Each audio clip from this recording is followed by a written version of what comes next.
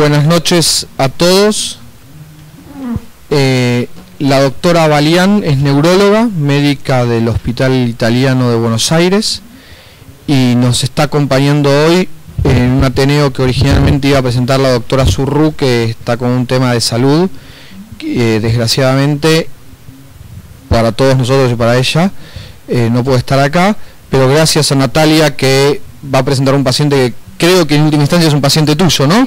Así que Natalia, el paciente lo conoce perfecto y se ofreció muy gentilmente a acompañarnos hoy para que no perdamos este tema, que creo que es un caso muy interesante. Natalia, muchas gracias por estar con nosotros. Bueno, gracias a todos por la invitación, buenas noches. Damos comienzo al Ateneo de Medicina Vascular. El tema del Ateneo es mostrar la utilidad de la imagen en la evaluación de una ACV de territorio posterior. Ya con el título le quitamos un poco del misterio que yo pretendía poner, pero bueno, la idea es pensar entre todos un poquito el caso, que es muy interesante. Cierto, se pasa por acá, perdón. Bueno, el caso que presento es el de una mujer de 81 años, ABD 6 en 6, o sea, no tenía ninguna disfuncionalidad en sus actividades de la vida diaria, totalmente autoválida.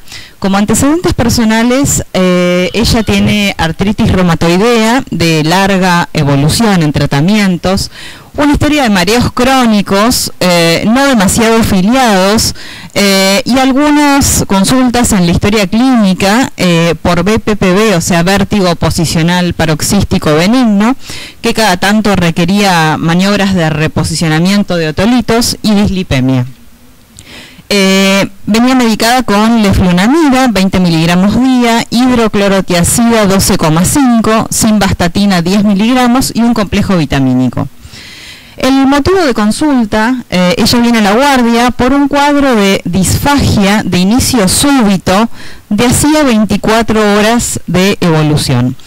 La señora lo que nos cuenta es que hacía un día había terminado de cenar y en forma súbita empieza a presentar cialorrea, que no puede manejar, se asusta, intenta tomar líquidos y empieza a toser, se empieza a ahogar. Pensó que se le iba a pasar, pasó casi un día entero y viene a la guardia del Hospital Italiano. Ahí la ven los neurólogos de guardia. Al examen físico, lo que presentaba la señora era una tensión arterial de 120/90, frecuencia cardíaca 75 por minuto, con pulso regular, por pulso y por monitor. La señora estaba vigil, orientada globalmente. En el lenguaje tenía una sutileza de voz nasal y además lo que llamaba la atención, cialorrea severa, persistente. De hecho, la mujer no podía estar sin un vaso cerca por la cantidad de saliva que producía. En el examen físico se vio que tenía un síndrome de Horner izquierdo, ¿sí? Que es el síndrome ese que puse ahí en el esquema, por si no lo recuerdan, es la presencia de miosis, ptosis, que puede ser total o parcial, y a veces en oftalmos. Hipoestesia facial izquierda leve, la fuerza y el resto de la sensibilidad estaban conservadas. Y en la prueba de 3 tragos, que es una prueba que hacemos bedside, haciéndole al paciente tomar líquido y hablar en voz alta, como una prueba bedside como para detectar aspiración. En realidad casi ni hacía falta, pero bueno, como hay residencia hacemos todo. Con la prueba de 3 tragos, tos profusa con el primer trago, y quedó más que evidenciado que tenía un trastorno de glutorio. El tema es el siguiente, y acá hago el primer parate. Cuando uno tiene un paciente con estas características y de inicio súbito, lo primero que pensamos es en algo cerebrovascular. El tema es que con estas características clínicas, no sé si hay neurólogos o si quieren también arriesgar alguna localización en particular. Sí. Sí. No, para lo que estábamos pensando en realidad le faltan cosas, pero podría ser algo parcial o la verdad que podría haber sido otra cosa. Lo primero, en realidad, que quisimos descartar era un evento cerebrovascular agudo.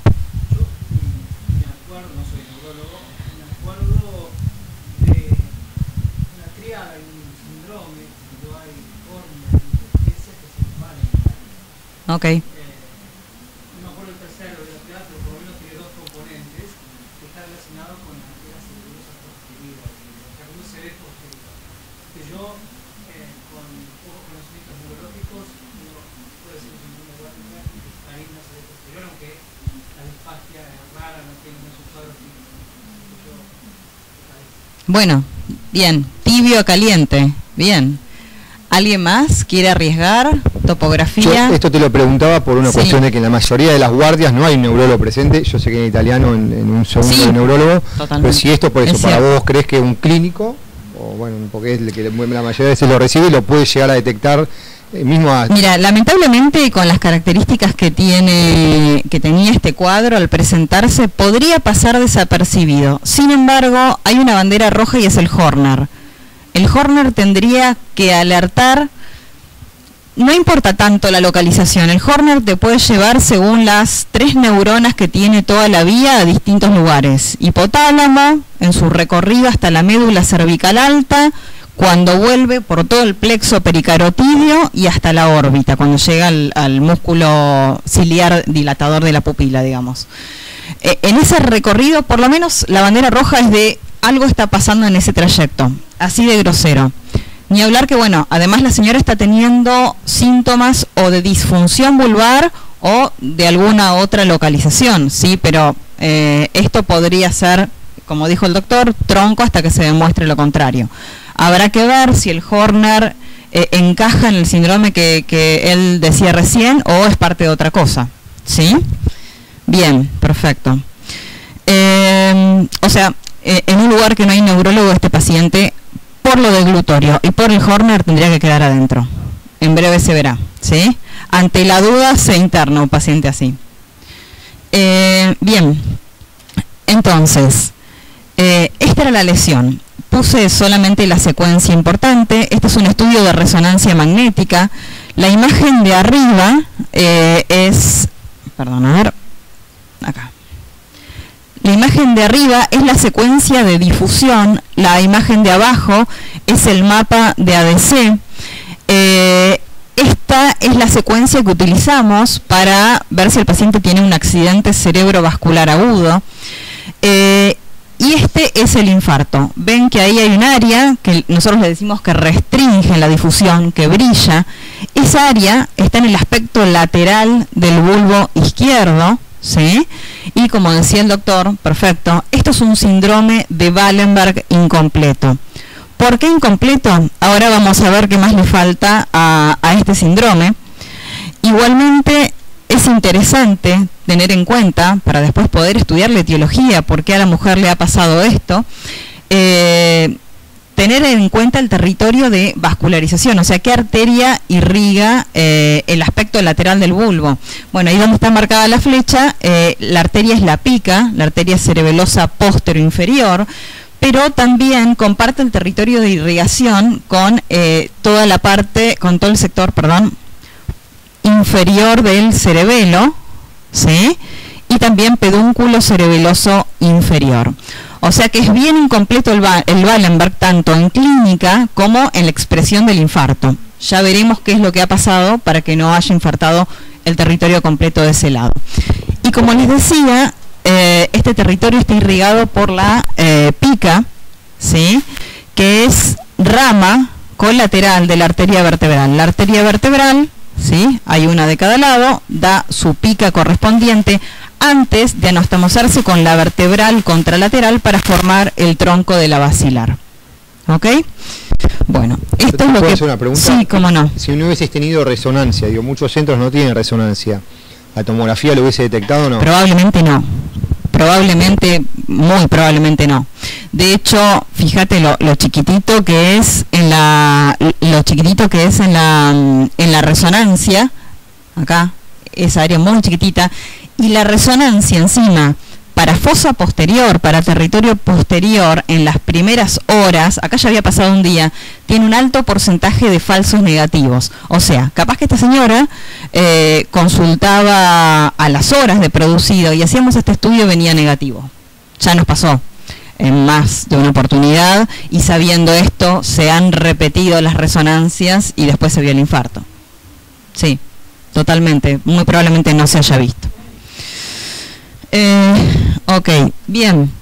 Entonces, al síndrome de Wallenberg le digo que es incompleto porque fíjense que es un síndrome muy proteiforme, es un lugar muy chiquitito del aspecto vulvar lateral, pero pasan una cantidad de estructuras que condicionan lo que es el síndrome, ¿sí?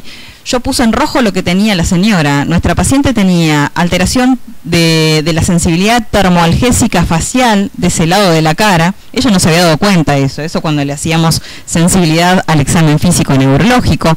El Horner, del que tampoco se dio cuenta porque no tenía una tosis grosera, pero sí lo tenía, con la miosis pupilar. Tenía no ronquera, pero sí disfagia.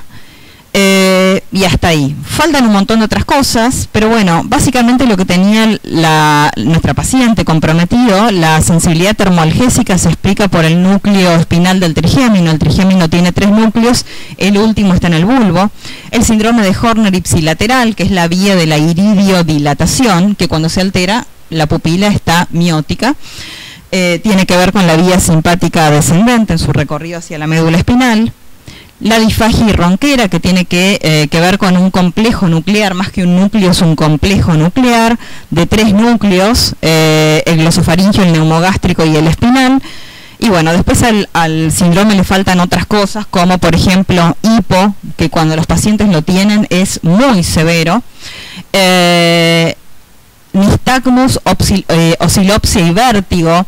Nistagmus, que suele ser en todas las direcciones, ¿sí? Llama mucho la atención. En general no hay dudas de que es un nistagmus central y no es algo periférico. El vértigo, ya ahí nos empezó a hacer ruido, porque si bien la señora no tenía vértigo en ese momento, ella viene con una historia muy fuerte de mareos, y ese BPPB, vértigo posicional paroxístico benigno, que con el correr de los días nos empezamos a preguntar qué tan benigno era, y si no tendría algo que ver con lo vascular, después, ¿no? Con el diario del lunes en mano, pero bueno, nos permitimos dudar de diagnósticos que ella tenía puestos. Bueno, ¿alguna pregunta hasta acá? Seguimos entonces, bueno, más de lo mismo, ¿sí? Que muestra lo que es el síndrome de Wallenberg completo. Y para no aburrirlos con lo neurológico, teníamos una idea, bueno, acabada desde el punto de vista prolijo y semiológico de la impresión diagnóstica sindromática. Era un síndrome de Wallenberg incompleto. Impresión diagnóstica topográfica bulbo-lateral, que se pudo deducir de la clínica y después verificar por imágenes. Y en lo etiológico, bueno, habrá que ver cómo hacemos cuando tenemos un accidente cerebrovascular. Depende la localización, depende el patrón de infarto, depende el paciente que tengamos. No es lo mismo un paciente que viene fibrilado y nos muestra en la imagen múltiples lesiones de aspecto embólico, supra, infratentorial de un lado y del otro, que un paciente que tiene un síndrome lacunar, algo chiquito. Bueno, entonces, en lo etiológico no desplegamos toda la lista cual supermercado, lo adaptamos al paciente. Igual tenemos una guía que es la clasificación de TOAST, que es una clasificación que se utiliza para el abordaje etiológico, que tiene criterios para decir cuándo un ACV se lo podemos adjudicar a aterosclerosis de grandes vasos, a cardioembolia, a lacunares, a qué le decimos stroke de otra etiología, ¿sí? En stroke de otra etiología, el TOAS 4 suelen ser causas que no están contempladas ni en el 1, ni en el 2, ni en el 3. Y en 5, a stroke de etiología indeterminada, o, de etiología indeterminada le decimos a los ACVs que por algún motivo no se terminaron de estudiar, tienen estudios incompletos, o a los que tienen 2 causas, y aclaramos por qué le ponemos TOAS 5, por ejemplo, ponemos cardioembolia y disección de tal arteria, o a los que quedaron como criptogénicos, que ahora se los conoce como ESUS. O sea, la categoría 5 tiene 3 cosas adentro. Pero bueno, sigamos. A ver, de lo que tenemos hasta ahora, hay algo que ya podríamos ir descartando. Oclusión de pequeños vasos, ¿sí? Para decir que esto es un síndrome lacunar, la verdad que tiene que ser un ACV de vasos penetrantes de la circulación cerebral, con un síndrome lacunar típico, disartria, mano torpe, hemiparesia táxica, síndrome motor puro, sensitivo puro, y en un área donde el infarto sea menor a 20 milímetros en la secuencia de difusión. Bueno, listo, no los aburro, no es un síndrome lacunar. Bueno, veremos el resto de las causas. Si vamos con las dos primeras, que son las que generalmente intentamos descartar porque tienen abordajes terapéuticos distintos. Bueno, a la paciente se le hizo, dentro del protocolo de resonancia magnética, hacemos una secuencia que se llama angioresonancia TOF. TOF quiere decir time of flight, tiempo de vuelo, donde uno no inyecta contraste, no le ponemos gadolinio. Esa secuencia aprovecha el propio flujo de la sangre y puede mostrarnos los vasos de una manera bastante, digamos, aceptable. Ahora bien, vamos con el TOAST 1, que era aterosclerosis de grandes vasos. La pica no es un gran vaso, pero es rama de un gran vaso, que es la vertebral, por eso les mostraba tanto de anatomía. Y acá tenemos a la pica, el síndrome vulvar lateral era del lado izquierdo. Acá tenemos a la vertebral derecha uniéndose con la otra, la arteria basilar y su pica. Ahora, ¿dónde está la pica del lado del infarto? Ahí no la veíamos, pero ojo que el TOF puede tener baja sensibilidad para mostrar algunos vasos. O a veces, cuando en imágenes hacen la sustracción digital, sin querer vuela alguna ramita. O a veces, si esto no se puede rotar y no está del todo reconstruido, podemos no ver vasos que están. Entonces, fuimos a imágenes, insistimos mucho, pero igualmente pedimos una angiotomografía para ver el resto del cuello y de los vasos intracraneales. Ahora les muestro todo. La señora se hizo un laboratorio que realmente no había nada remarcable, el perfil lipídico era bastante aceptable y estaba en tratamiento con estatinas. El electrocardiograma de ingreso no mostró patología que llame la atención. Se le hizo un ecocardiograma transtorácico para descartar algo estructural, cardíaco, digamos. Tenía diámetros y función del VI conservados, hipertrofia del VI leve, dilatación, estaba informada en la aurícula izquierda, pero la medida era 3,65, ahí. Válvula aórtica calcificada con apertura reducida en grado moderado, reflujo leve, aumento leve del septum interauricular y derrame pericárdico, acá abajo dice leve, ¿sí? Bueno, acá se ven las dos vertebrales ingresando a la fosa posterior. Vamos a ver entonces qué pasó con esa pica. Bueno, hinchamos tanto, que la gente de imágenes nos mandó esto, así con flecha y todo, y nos dijo, basta, ahí está la pica que están buscando. No se ve toda la imagen entera, yo acá no lo puedo recorrer, pero bueno, créanme que esta es la vertebral izquierda y su pica correspondiente. Entonces la pica tampoco se veía amputada. Volviendo entonces a la clasificación de TOAST, por lo menos hasta ahora dijimos que lacunar no es seguro. Aterosclerosis de grandes arterias, la pica estaba entera, la vertebral hasta ahí se veía entera, ahora les voy a mostrar la vertebral, y cardioembolia, la señora no tenía patología cardíaca evidente, no estaba fibrilada, podría ser por la edad, no tenía una aurícula demasiado dilatada, no tenía el antecedente, nunca había tenido una FA paroxística. Bueno, podríamos haber seguido con un ET, sí, la señora tenía una cialorrea impresionante que en más de una oportunidad no sabíamos si iba a terminar intubada por disfunción vulvar. La señora no requirió ventilación mecánica, quedó con una sonda de alimentación K108, en el medio de la internación se le hizo un estudio de la deglución que le dio pésimo y así egresó a la casa. Pero entonces... ¿Te puedo hacer una consulta acá? Esta es una de las discusiones que tenemos muchas veces en el sanatorio de si un cardioembólico, cuando es típico, Sí. Si viene con FA es obvio. Sí, fuentes cardioembólicas de alto riesgo. Si tiene una aurícula gigante y si tiene una válvula mecánica. Sí. El problema es que si uno se guía por el concepto de Chas-Bas, tiene un Chas-Bas de 4. Sí. Que no es poco, digo, pues tiene un eco bastante bueno, pero el riesgo de embolia en caso de que tenga una FA paroxística no es bajo. Sí. Ahora, la pregunta es, ¿qué chances hay que una embolia vaya hacia el territorio vertebral. Hay chances. No, pero digo, ¿bajas? ¿Muy bajas? No. A ver, la verdad que no es que hay un porcentaje. Lo que llama la atención, dos cosas. Para correr un poquito lo cardioembólico de lado, bueno, uno, que la señora no tenía todo el pretest que vos decís, que en general las lesiones que son cardioembólicas, la resonancia nos ayuda, en general son múltiples, córticos subcorticales, un poquito más grandes, tenía una lesión única y para ser totalmente sincera, desde el inicio empezamos a mirar la arteria vertebral con desconfianza. Y ahora les voy a mostrar cómo está la arteria vertebral de ese lado. Por eso nos permitimos, por ahora, correr un poquito la cardioembolia. Y esta es la arteria vertebral. Les pido disculpas porque yo acá no puedo hacer todo el recorrido. Traté de elegir las más elocuentes. Esta es la arteria vertebral. Esto es un corte coronal de una angiotomografía. Esta es la arteria vertebral izquierda, ¿sí? Y acá está nuevamente ingresando por los agujeros haciendo el recorrido por los agujeros de conjunción cervicales. Nos llamaba la atención dos aspectos de la arteria vertebral, que si bien se la veía completa,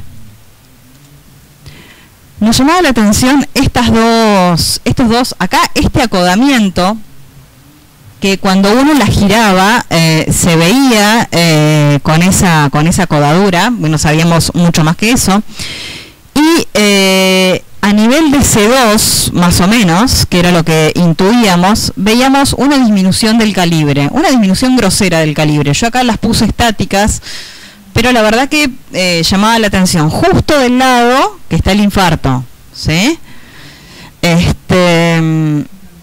Desde el principio empezamos a desconfiar. Después dijimos, a ver, capaz que nos equivocamos, pero la señora tiene AR cervical, panus, AR de larga data, está bien, venía en tratamiento, no parecía tener ninguna recaída de su enfermedad de base, pero como sabemos, la artritis reumatoidea tiene una actividad muy erosiva sobre la columna, y la columna cervical es un área, digamos, donde hay que estar alertas. Por otra cosa, por la subluxación atlantoxoidea, que puede traer, digamos, síndromes neurológicos más complejos, pero bueno, empezamos a mirar un poquito la región cervical. Esta es la anatomía, digamos, normal de la arteria vertebral, donde tiene 4 segmentos. Acá voy a tratar de ser breve. El segmento B1, que es desde que nace de la arteria subclavia hasta que ingresa en el proceso transverso de S6. Segmento B2 es todo su recorrido por los agujeros de conjunción. El segmento B3 es cuando empieza a rodear la masa lateral del atlas, y B4 es cuando se hace intracraneal a través del agujero occipital. Seguíamos con el tema de la vertebral y su recorrido por esas dos estructuras, si lo quieren decir así, a nivel cervical. Está bien que, digamos, si eran, digamos, lesiones o si eran compresiones extrínsecas, estaban dentro de los agujeros de conjunción. Empezamos a mirar si podría haber algún tipo de tejido que esté comprimiendo o afectando la arteria. Pedimos para eso una resonancia para ver partes blandas, por eso este Ateneo es de imágenes, ¿sí? Le hicimos de todo a la señora, a ver si la señora tenía algo, digamos, que esté justificando. La verdad que la articulación atlantoxoidea tenía algo de rarefacción, pero estaba centrada, no estaba generando ninguna compresión, ningún cambio sobre la médula. Una anterolistesis de C2, una retrolistesis de C4, mucho cambio degenerativo, un pequeño panus, sí, tejido inflamatorio, pero que estaba en el sector anterior, nada que ver con el sector lateral, ¿sí? Entonces, por lo menos a nivel de partes blandas, esto nos explicaba. Pedimos y la verdad que nos empacamos bastante con esta posibilidad diagnóstica, porque llamaba mucho la atención de la arteria vertebral, la morfología y esas dos alteraciones a nivel cervical. Le pedimos, por las dudas, placas de RX de cervical en flexo-extensión, ¿sí?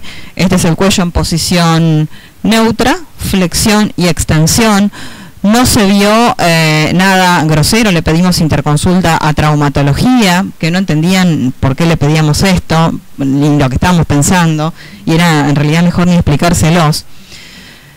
Entonces, en realidad, en este punto dijimos, bueno, a ver, barajamos de nuevo, empezamos de nuevo. ¿Qué estamos buscando? En realidad empezamos a pensar si la señora no estaba teniendo, si este ACV no era parte de un cuadro crónico de insuficiencia vértebro-basilar, que por algún motivo, capaz que movimiento de la cabeza o algo, llegó a un punto culmine y dio este accidente cerebrovascular incompleto, tanto en topografía como en presentación clínica.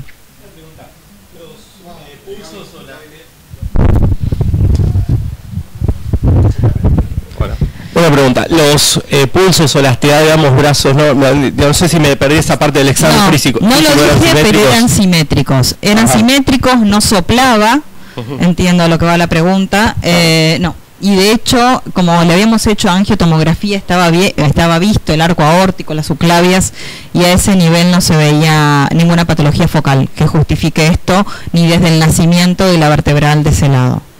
Bien. ¿Sí? Ahora esta paciente, para considerar otras etiologías como vasoespasmo o algo así, ¿no califica? Para el vasoespasmo, clínicamente la verdad que por la edad, no tenía cefalea, y para ver el vasoespasmo tal vez tendríamos que tener algún estudio o Doppler o alguna angiografía digital. Hicimos los dos. Ahí iba dirigida mi pregunta, o sea, ¿qué utilidad le das al Doppler transcraniano en este caso? Muchísima. Y bueno, la factibilidad, ya después seguramente lo vas a hablar de las ventanas posteriores, etcétera, de estos pacientes, que es un gran problema, tenemos muchos problemas con las ventanas posteriores. Y bueno, y lo último, ¿cómo haces cuando ya tenés algunos elementos, como se viene barajando, para decir, creo que es esta la etiología y no cardioembólica, si no descartaste la cardioembólica? O sea, digo, yo estos pacientes normalmente a un trance esofágico van y pasan sí o sí. Yo sé que la escuela por ahí va a estar libre y todo demás, pero el resto... mira, pensamos muchísimo en hacerlo un trance esofágico, en algún momento pensamos en sedarla directamente y hacérselo bajo anestesia. Lo que viene fue tan contundente, ahora les muestro, no. Igual somos prolijos, por ambulatorio pedimos Holter, pero la verdad que es contundente lo que viene ahora. Sí, pensamos en disección al principio, pero la verdad que la arteria no tiene la morfología de disección. No tiene la morfología de disección, que es una imagen en pico de flauta o llama de vela. La arteria se ve indemne en todo su recorrido, pero con esas dos zonas que nos llamaba la atención, realmente llaman la atención, ¿sí? No era una arteria displásica que la predisponga a disección. Vieron que a veces las disecciones arteriales, el vaso se diseca, el flap se vuelve a pegar a la pared, uno tira contrastes en la imagen y el vaso aparenta ser normal. Se disecó y no tuvimos la suerte de enganchar y poder ver esta imagen tan típica. Sí, lo pensamos, pero tampoco tenía, digamos, la base como para decir, bueno, tiene un vaso displásico, seguro que pasó esto. No tuvo dolor, que es algo que clínicamente las disecciones es mandatorio. Bueno, y aparte que tengo el diagnóstico. Pero bueno, entonces, ¿cómo? No, marcadores inflamatorios, no los puse, tenés razón, eran normales, no estaba muy inflamada. De hecho, cuando nos empezamos a subir a este diagnóstico, que tiene un apellido y nombre, que todavía ahora se los comento, pedimos en el medio rápido interconsulta con reumatología. Cuando estábamos con el tema del panus, inestabilidad de la columna cervical, empezamos a mirar a su R con más ganas, no. Nos sentamos con la señora, entonces dijimos, basta, y vamos a reinterrogar, ¿sí? Que la clínica siempre es soberana. Y le preguntamos un par de cosas, sí, puse un broche de la soga. Imposible colgar la ropa, no puede colgar la ropa, la señora no puede levantar la cabeza, porque los mareos que le generan hacen que pierda la estabilidad de una manera tremenda. Ella en un momento nos dijo esto, pero nadie le dio bolilla, lo comentó. Vieron que los pacientes hablan y a veces no los escuchamos tanto como deberíamos. No es amiga del broche y sí del tender, ¿sí? la única manera que tiene de colgar la ropa, perdón que esté en esto, pero bueno,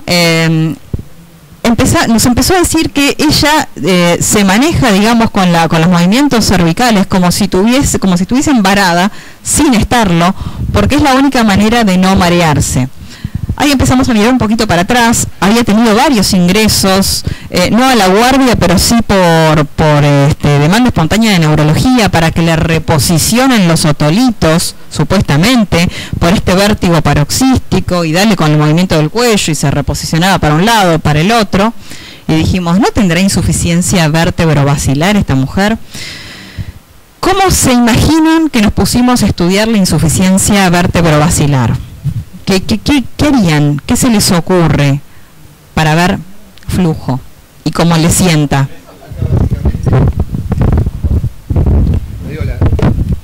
Estás encarando un poco, pero estás hablando de algo dinámico. Sí. Y muchas veces en algo dinámico, ejemplo, sí. Opérculo torácico, situaciones, sí. Tiene que ser un estudio que sí o sí pueda ser algo dinámico. Ejemplo, hoy en día existe el ecodoppler y la angiografía, no se me ocurre otro que uno pueda ver algo tan adelante de uno que uno pueda estar representando eso.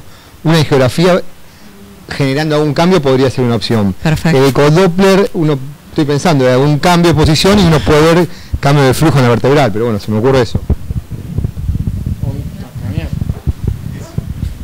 Sí. Hace muchos años tuvimos un paciente por llamar, pero muy parecido, y lo que le hicimos fue un estudio dinámico donde le hacíamos cambio de posición. Era anecdótico, era un papá de un tenista que lo entrenaba, el tenista muy conocido, lo entrenaba, o sea, hacía tenis, el padre, obvio, también tenista desde chiquito, y lo que hacíamos cuando hacíamos esas maniobras dinámicas, es decir, buscando compresión, hombre grande ya, o sea, eso era buscar el flujo con el transcraniano en un nivel bajo, porque no podíamos llegar muy arriba por la ventana, que era mala, y lo que veíamos era, por un lado, la aparición en el brazo, después del minuto 5, con la caída del flujo, y posteriormente la caída del flujo homolateral vertebral, con los cambios consiguientes, porque bueno, había hecho un síndrome que no era exactamente completo como pero la sospecha fue ese, y el abordaje fue entrar por ahí y después... ¿Como un robo subclavio te estás refiriendo? Exactamente.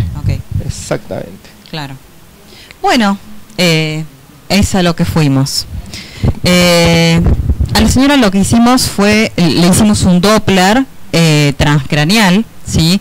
El Doppler transcranial lo hacemos nosotros en neurología, y lo que tenemos, digamos, para evaluar las vertebrales y la basilar, es una excelente ventana, que es la ventana suboccipital, ¿sí? La arteria vertebral tiene una velocidad media de menos 40, ¿sí? Más menos 10 centímetros por segundo, y la basilar también de menos 40. Cada vertebral se insona por separado. La vertebral izquierda era la comprometida, por lo menos morfológicamente, y es la que dio esa pica y el infarto de ese lado.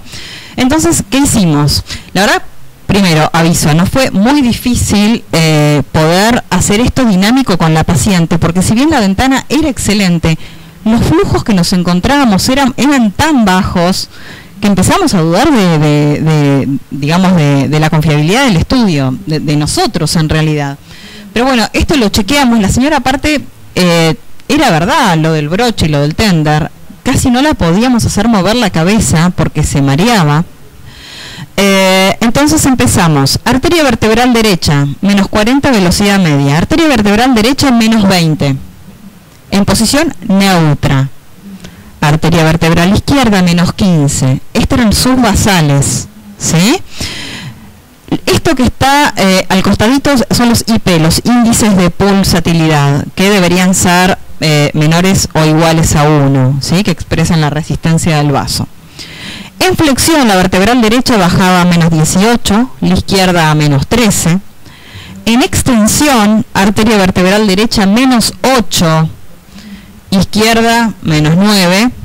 Ya para este entonces, con la rotación contralateral, la vertebral derecha no la pudimos realizar porque la señora estaba muy mareada. Esto es así. Vertebral izquierda, rotación contralateral, menos 8 de velocidad media. Menos 8, menos 40. Tremendo. Ok. Hicimos rápido la basilar, que nos dio un basal de menos 17, menos 18 en reposo y no pudimos reproducir, por lo que les digo, por intolerancia de la paciente, no pudimos reproducir qué pasaba con la vertebral con los movimientos cefálicos. Entonces, esto es bastante contundente, ¿sí? ¿Alguno con esto? Perdón, me faltaba algo más. Quería mostrarles que, bueno, con eso dejamos demostrado que la paciente tiene insuficiencia vértebro-basilar, seguro, ya en su basal. Recordemos que un circuito, un polígono de Willis completo, es aquel que tiene en su ingreso con ambas carótidas las dos terminales de las carótidas completas, o sea, la cerebral media de cada lado, la cerebral anterior, ha abierto el puente que comunica las dos cerebrales anteriores, que es la comunicante anterior, el territorio posterior a través de las dos vertebrales anastomosadas a nivel bulbo protuberancial en la arteria basilar, que da las dos cerebrales posteriores, y acá hay dos puentecitos que serían las comunicantes posteriores. Este es un polígono completo. Este era el polígono de nuestra paciente. Interesa ver qué pasa a nivel extracraneal, pero también interesa ver cómo sigue la historia arriba, ¿sí? Les cuento que, para mala suerte de la señora, tenía, les repito, esto no es dinámico, así que traté de captar donde se veían las comunicantes. La señora tenía, esta es la basilar, la cerebral posterior de cada lado, tenía la comunicante posterior, que es rama de la carótida, abierta, o sea, del lado derecho estaba un poquito más suplida, y del lado izquierdo, esta no es la comunicante, esta es la carótida, ¿sí? Y créanme que no tenía comunicante posterior del lado izquierdo, o sea, que del lado izquierdo tenía insuficiencia vértebro-basilar, como el derecho, pero el derecho, dentro de todo, tenía el aporte de este puente, ¿sí? El territorio anterior le podría prestar flujo a ese territorio posterior, a ese lado, no sé si se entiende, ¿sí? Entonces, tenemos una mesa con tres patas arriba y abajo con todo lo que les mostré. Con esto, ¿se atreven a arriesgar algún diagnóstico? Me van creyendo que no es cardioembolia, ¿no? ¿Una pista? No. Yo sé que no estamos para bromas a esta hora. ¿Otra? No. Bueno, le quito misterio. Bowhunter Syndrome, síndrome del cazador de arco y flecha. Sí, es raro, es raro. Este síndrome fue descrito hace mucho tiempo, hay solo reportes de casos, así que no me pidan estadística porque no hay. Se describió hace un tiempo en un paciente, Sorensen fue quien lo describió en un paciente suyo, que era cazador de arco y flecha, y con los movimientos cefálicos de lateralización contralateral hizo un síndrome de Wallenberg, ¿sí? Este síndrome, Bowhunter o síndrome rotacional de la arteria vertebral, es un cuadro donde se ve una insuficiencia vértebro-basilar que se torna sintomática, causada por obstrucción mecánica o compresión de la arteria vertebral, descripta a estos niveles, ¿sí? Atlanto-axoideo, durante los movimientos de rotación de la cabeza. Los síntomas pueden ir desde vértigo, transitorio y nada más, a stroke de territorio posterior. Etiologías, que se encontraron los especímenes que fueron a cirugías de descompresión o a fusión vertebral. Ahora vamos a ver las alternativas de manejo. Encontraron compresión por fragmentos óseos, bandas fibrosas, o sea, bandas fibrosas que no se ven en la imagen, y tranquilamente puede ser lo que esté generando esta imagen que veíamos que, claro, extraarteriales, sí, es un síndrome de compresión vascular. Constricción en el sitio de entrada dural, cuando ingresa en el segmento B4, cuando perfora la dura a través del agujero occipital, se han descrito constricciones a ese nivel. Fíjense la delicadez del diagnóstico, ¿no? Para llegar a estos casos. Muchas veces es hasta donde llegamos nosotros y después uno termina de hacer el diagnóstico en quirófano. Por trauma, degeneración, o sea, espondilosis, enfermedades sistémicas está descrito en Paget y en artritis reumatoidea, y también hay casos idiopáticos. El mecanismo de stroke, que es lo que nos importa, hemodinámico, ¿sí? Que por espondilosis y por panus, por las dos cosas, donde yo lo leí. tampoco hay muchos casos, ¿sí?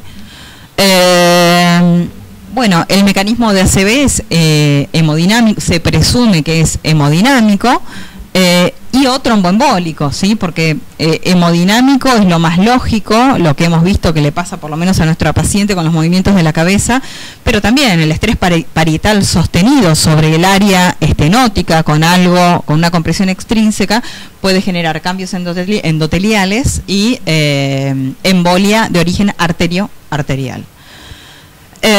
¿Cómo se hace el diagnóstico de esto? Primero pensándolo, sospecha clínica, ¿sí? Con la insuficiencia vertebrovascular, con los desencadenado, gatillada con los movimientos de la cabeza, y el gol estándar ya para, antes de ir a quirófano, para ponerle el rótulo a esto, sería la angiografía digital, que decías vos, dinámica, o sea, llevarla a un cateterismo selectivo de la arteria vertebral o del vaso implicado y hacerle mover la cabeza y ver qué le pasa a la señora con el flujo. Una cosita, un dato de color, cuando nos empezamos a poner a buscar bibliografía de esto, si existía o si éramos nosotros que estábamos mal de la cabeza, encontramos que no solo existe el bow hunter, sino el beauty parlor, el síndrome del salón de belleza, que es lo mismo, pero con los movimientos de hiperextensión de la cabeza. Lo mismo, cada uno le puso su nombre, pero existe la compresión mecánica de la vertebral según el mecanismo cinético que genera, sí, clínica neurológica.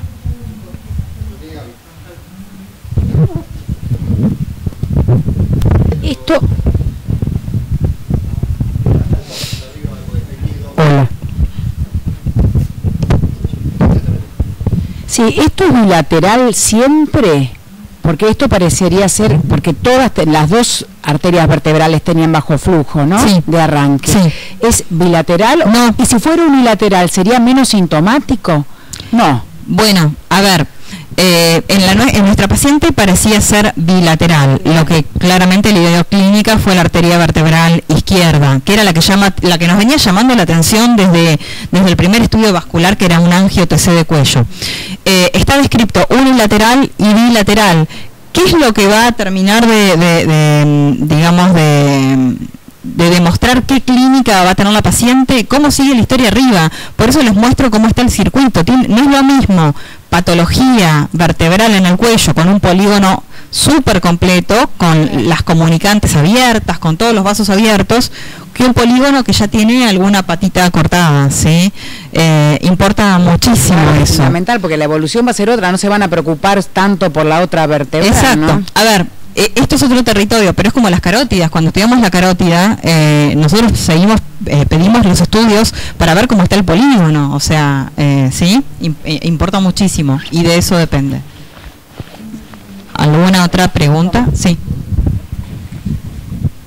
Lo que me llama la atención es que un fenómeno dinámico, que me imagino no debe haber durado mucho, digo, porque uno gira y el síntoma haya generado tanta necrosis, incluso infarto, digo. ¿No es llamativo eso, digo? Le preguntamos a la señora del estado, digo, haciendo isquemia. No, a ver, la señora ya, o sea, dejamos asentado que tiene insuficiencia vertebrovascular crónica, ¿sí? Están descritos movimientos de todo tipo de la cabeza, desde algo, digamos, mucho más grosero que genere la clínica, algo más traumático, a movimientos imperceptibles que por algún motivo, le preguntamos a la señora si había, no sé, si se había agachado, si había estado mirando para un costado, si estuvo en alguna posición. Durante la noche que haya hecho más isquemia. ¿Cómo? Por ir durante la noche que haya hecho más isquemia. Ella hizo el stroke desde el momento que empezó con la disfagia súbita, ella lo relata sin lugar a dudas, ¿sí? Consultó 24 horas después porque ella ni se imaginó esto, obviamente, pero no, digamos, puede ser cualquier tipo de movimiento, la verdad que no, y encima no había hecho nada, digamos, que nos haga sospechar. No se acordaba tampoco lo que había hecho durante el día. Vaya a saber cuál fue la gota que colmó el vaso, pero no hubo un movimiento desencadenante identificado. Bueno, fuimos a angiografía digital dinámica, obviamente. Entramos, uno le tenía la cabeza y se hizo cateterismo selectivo de la arteria vertebral izquierda. Hubiésemos querido hacer de las dos vertebrales para ver cómo estaba la contralateral. Esto no se hizo solo por una curiosidad académica o diagnóstica, sino que, queríamos terminar de ver si era este síndrome, a ver qué le pasaba a la vertebral con el gold standard moviéndole la cabeza, y queríamos ver de esos dos niveles que sospechábamos que podría estar el defecto de compresión extrínseca, cuál era el culpable. ¿Para qué? Para ponerle un nivel y para ver si teníamos que llamar a neurocirugía o a traumatología para que nos ofrezca una resolución quirúrgica si es que la tenía, ¿sí? De hecho hablamos con los dos y traumatología no se quiso expedir al respecto. De hecho no sabían ni de qué les estábamos hablando, no tenían experiencia en esto, no se animaban a tocar la vertebral. Igual a traumatología los contactamos antes de tener un nivel y les muestro.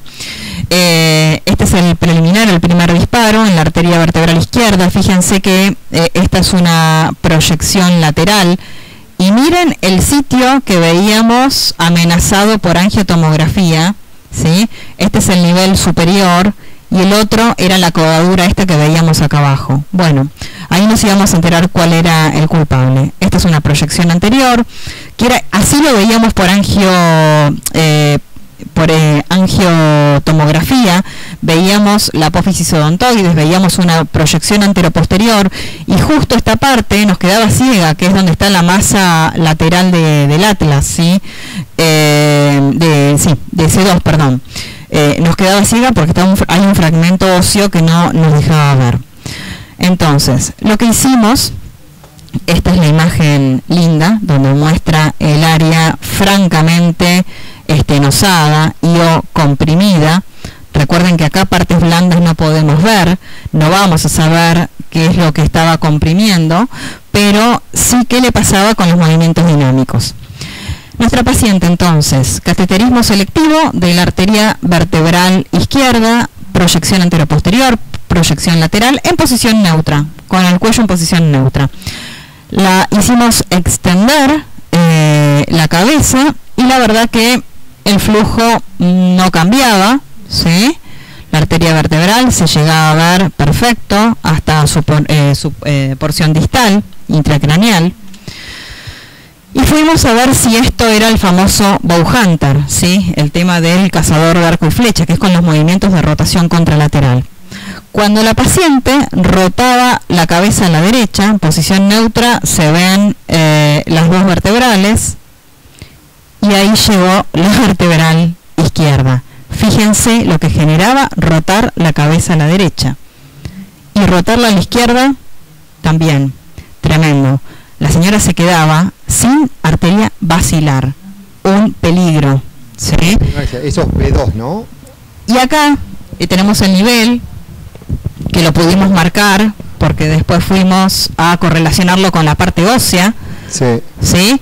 Entonces, este estudio nos sirvió para hacer el diagnóstico, que realmente la señora se queda sin flujo. ¿Cuál es el límite entre ortopedia y neurocirugía? ¿Cuál es la frontera para que sea uno? Cuando apague te lo digo.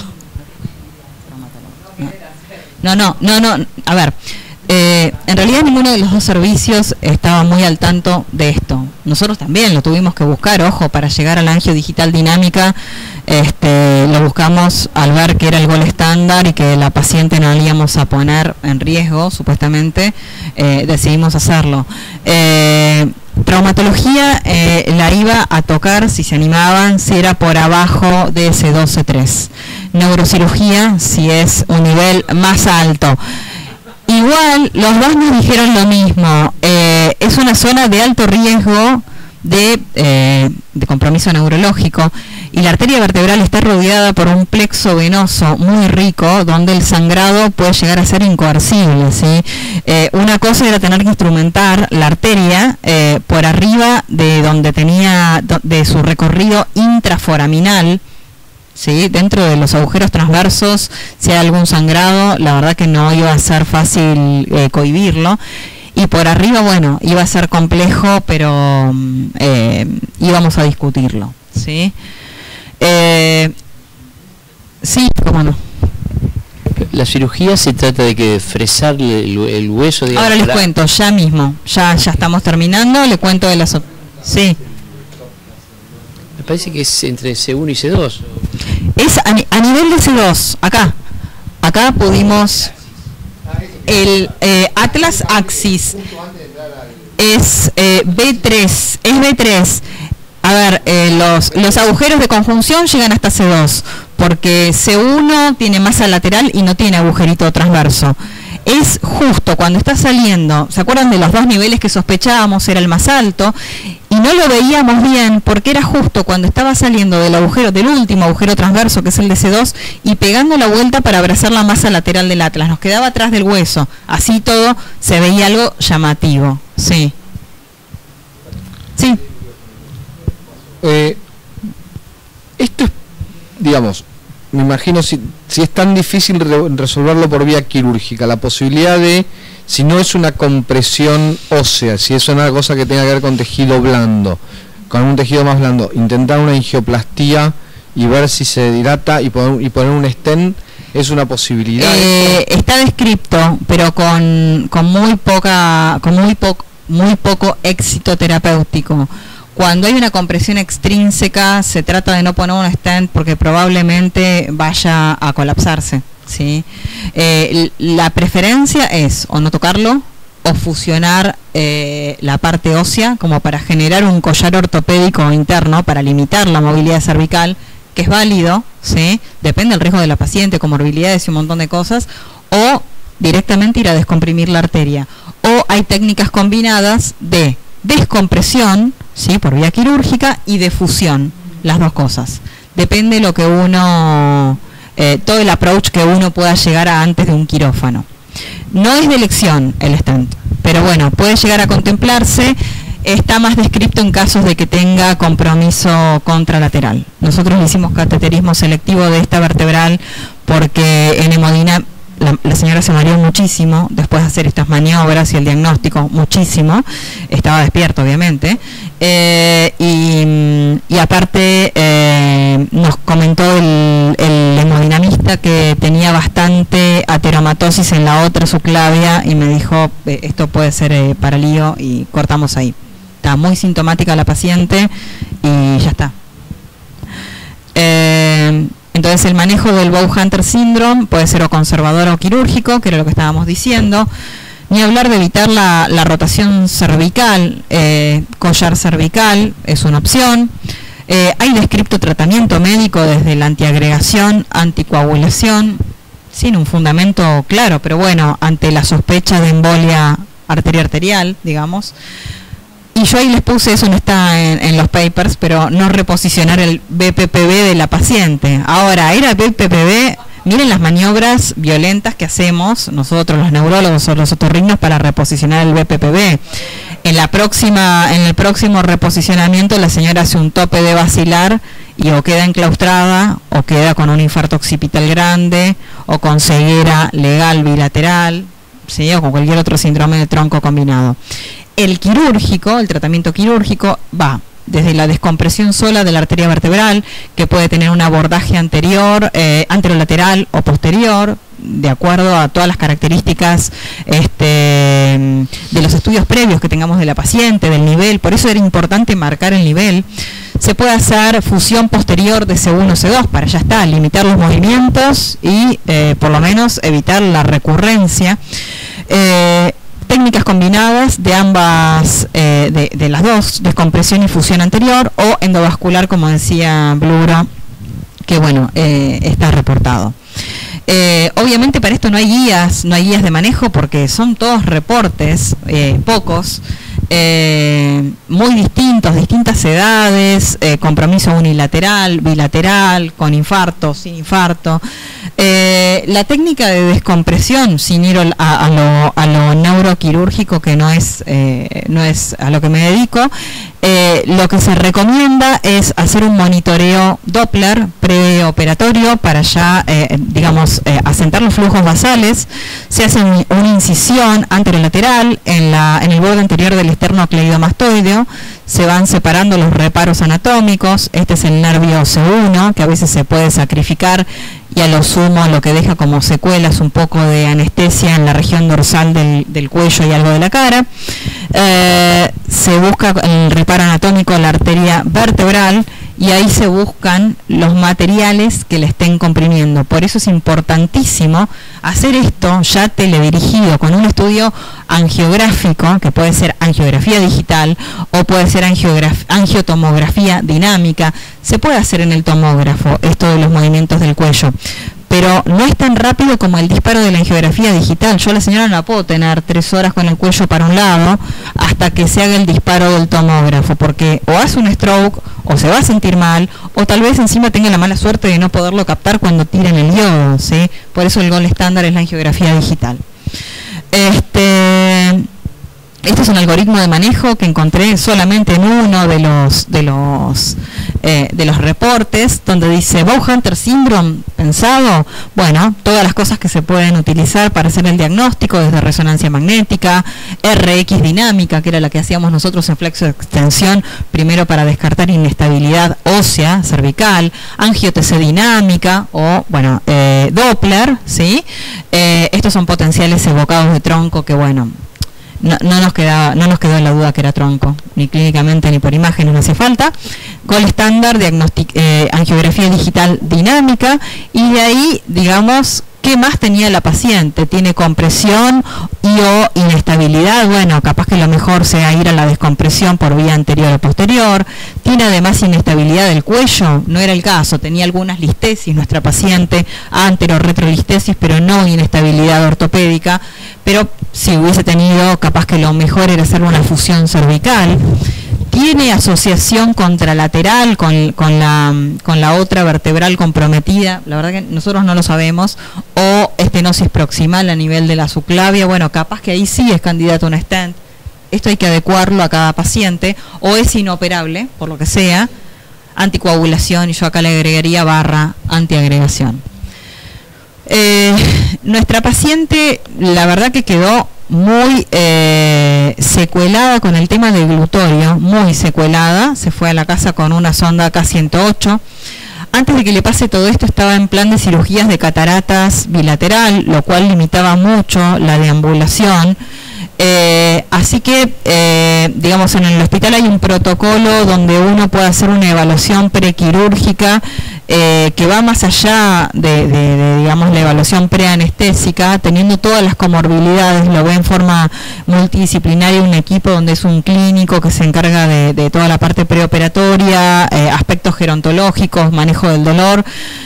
La puso en una categoría de muy alto riesgo neurológico, de que es una persona que pueda llegar a tener mal manejo del dolor y bueno, es una cirugía arriesgada. La señora prefiere por ahora no operarse, lo va a pensar, le importan mucho más sus cataratas que su calidad de vida diaria.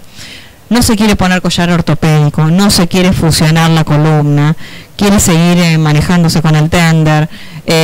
La señora es fanática de Huracán, va a la cancha, o sea, tenemos esa paciente. Así que hoy lo único que logré es retirarle la K108 porque se le hizo un estudio de deglución y ya estaba comiendo, desapareció la cialorrea. Eso fue tiempo, realmente al principio estuvo con antieméticos, pero después no. Ya está comiendo bioral, los líquidos tiene algunas cositas, así que quedó con los líquidos espesados. Va primero a cirugía de cataratas y después nos viene a ver un poquito más adelante, tal vez a fin de mes, y recharlamos lo de la cirugía.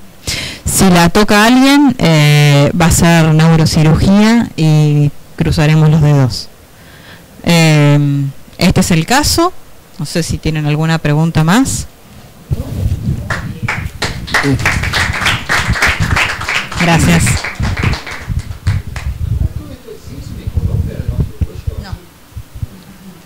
No, porque, perdón, ¿no? Pero...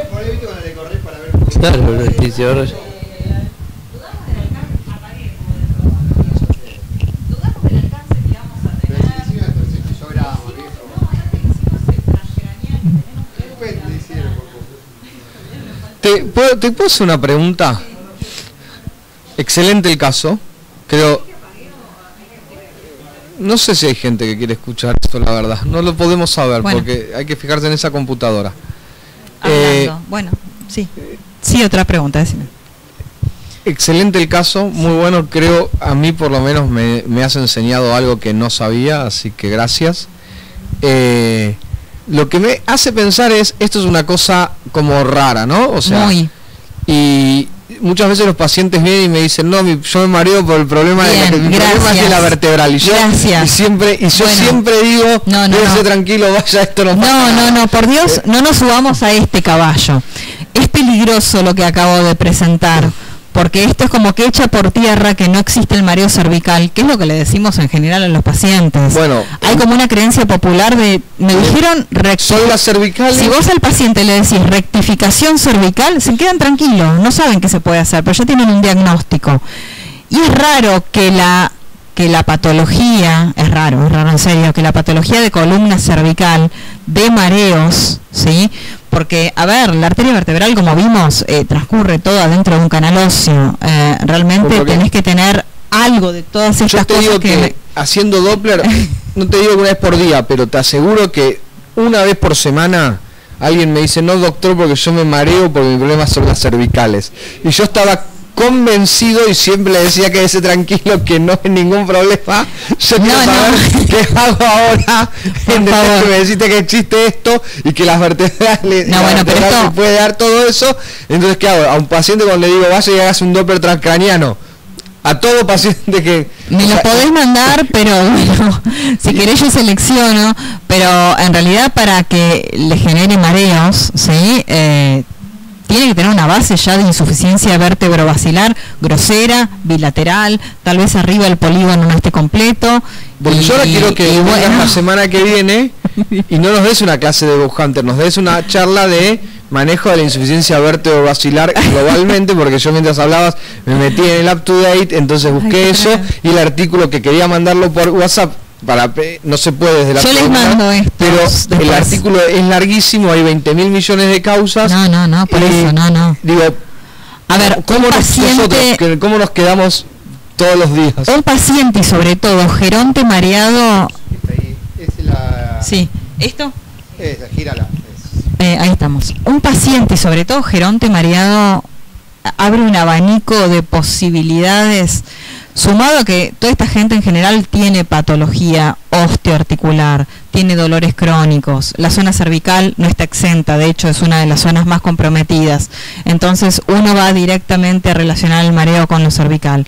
Atrás del mareo en neurología y en la medicina hay de todo, bueno, ustedes lo saben, desde hipotensión ortostática, 1, abuso de medicación antihipertensiva, 2, medicación betabloqueante que muchas veces bajamos y o sacamos en conjunto con ustedes, deshidratación, un montón de cosas, o sea, la verdad que ojo con este diagnóstico porque bueno, ya vieron lo rebuscado que es y cómo hay que dejarlo clarificado, digamos. Sí. Compartía la inquietud